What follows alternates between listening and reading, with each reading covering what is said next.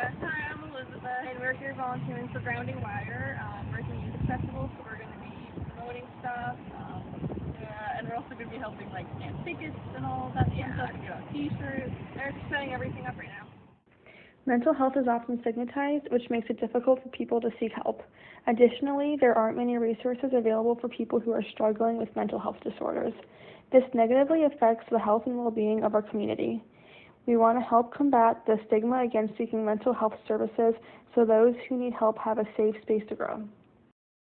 My name is Francis Borchell, I'm Brett Borchell. and we're the co-founders of Grounding Wire, which is a 501c3 nonprofit organization. And a little bit about Grounding Wire and our mission. Our mission is to revolutionize mental health. One of the things we recognize is that our nation is in a mental health crisis, and that's evidenced by the growing number of suicides and mass shootings this country sees on a daily basis. You know, mental health is underneath all of this, and mental health concerns affects more people and families than we can imagine. And about 70% of those who need help aren't getting the help. And we've identified three main reasons why that is. And one is the stigma associated with mental illness. We volunteered for Grounding Wire for approximately 12 hours. We attended their music festival event and helped set everything up. After setup, we ran one of the booths and hosted a raffle and sold T-shirts. The purpose of the event was to promote Grounding Wire's organization. Their goal is to help people find mental health resources. By attending this event, we helped raise awareness.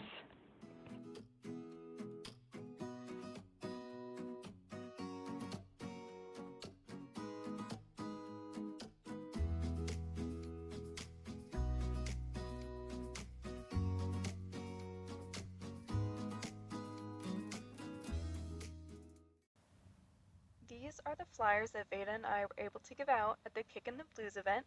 They kind of just explain the mission of Grounding Wire, and thankfully we were able to give out quite a few of these. And then these are the shirts that the volunteers wore and that were also able to be purchased by people attending the event. So this kind of helps just spread more awareness of Grounding Wire. And then here we have a flow chart that we created that kind of just explains the steps for the client advocacy program. And here is a more in-depth document that we made. We unfortunately did have some roadblocks because of Hurricane Ian. It made it so it was a little bit difficult for us to actually find a community partner to work with. We had to go through about 2 or 3 before we actually fully settled with Grounding Wire. There were a few foundational elements of engagement that guided our work. The first was serving. We did this through education and advocacy, and we also did direct service for our community. We were also able to associate. This fulfilled our need to associate with others and to help those in need. According to page 3, the introduction in the civically engaged reader, to be human is to live among and with others. We are born out of and into association, and we learn and grow by living in relation with others. Veda and I used a few civic engagement techniques in our project. Obviously, we had to use teamwork since we are on a team, and then we also had to effectively communicate with each other to make sure that our project was going in the right direction and things like that. And then we also had to use critical thinking to make sure the steps that we were taking were logical for our community partner. This project showed me the power of spreading awareness. I was shocked at how many people showed up to the event. I was also surprised to learn how difficult it can be to access mental health resources, whether it be financial reasons or therapy availability.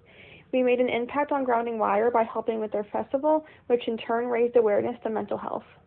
I want people to know that it's important for everyone to have access to mental health resources. With this project, I learned a lot of skills on how to work with a community partner as well as working with a team member. Prior to this, I hadn't really had any experience in that sort of field. And then also, unfortunately, I learned that with mental health, you can't really fix it in that sort of broad sense, because in order for mental health to change, you have to structurally change the way things are done. So what Veda and I did was just a band-aid solution, but I do still think that our work was valuable. But I do hope someday I'll be able to structurally change the way things are done so I can help people with their health.